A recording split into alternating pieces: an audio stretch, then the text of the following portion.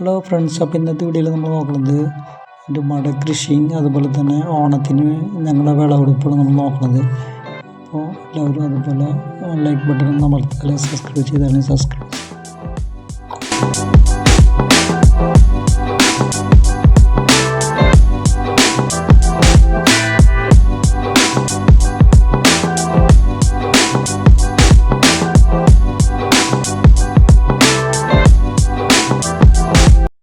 അപ്പോൾ ഈ പ്രാവശ്യത്തെ ഓണത്തിന് ഒരുപാട് ആളുകൾ വന്നിട്ടുണ്ടായിരുന്നു. പഞ്ചായത്തിൽ നിന്നും ഒന്ന് കേട്ട് ഒരുപാട് ആൾക്കാർ വന്നിട്ടുണ്ടായിരുന്നു.